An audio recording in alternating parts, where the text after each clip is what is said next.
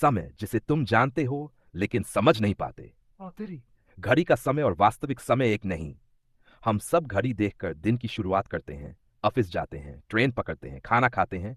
हर चीज समय के हिसाब से बंधी होती है। लेकिन क्या कभी सोचा है, ये जो समय हम देख रहे हैं, क्या ये सच में समय है? हमारी घड़ी की सुई बस एक गिनती है, एक मानवीय गणना। असल में क्या समय को घड़ी के फ्रेम में कैद किया जा सकता है? वास्तविक समय बनाम घड़ी का समय। घड़ी का समय इंसानी सुविधा के लिए बनाया। दिन, महीना, साल, घंटे, मिनट, सेकंड सब कुछ पृथ्वी की गति के आधार पर तय किया गया।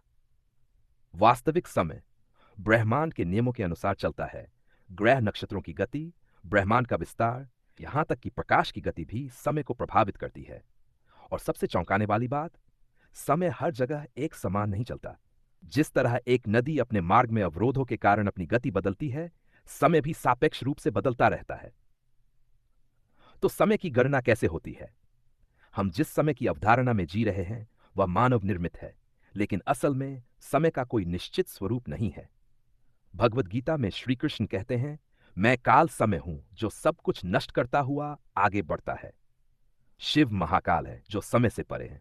आइंस्टीन का सापेक्षता सिद्धांत कहता है, यदि तुम प्रकाश की गति के करीब यात्रा कर सको तो तुम्हारा समय पृथ्वी की तुलना में धीमा हो जाएगा। अर्थात समय स्थिर नहीं, यह सापेक्ष है। तो क्या हम सच में भविष्य में जा सकते हैं?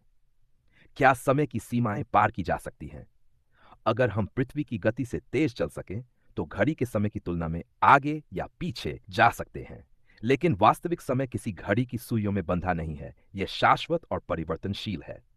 तो फिर सवाल उठता है, हम समय के अंदर है या समय ही हमारे अंदर है? हमारी घड़ी का समय केवल सुविधा के लिए बनाया गया एक पैमाना है। वास्तविक समय से इसका कोई स्थायी संबंध नहीं है। अंतिम प्रश्न, समय सत्य है या सिर्फ एक अनुभव? हम विज्ञान द्वारा बनाए घड़ी के समय को वास्तविक मान बैठे हैं, लेकिन असल सच यह है कि समय बिना रुके बहता रहता है, जिसका न कोई आरंभ है न कोई अंत। तुम्हारा क्या मानना है? क्या हम समय को समझने की कोशिश कर रहे हैं या बस एक भ्रम में जी रहे हैं? अपनी राय बताओ।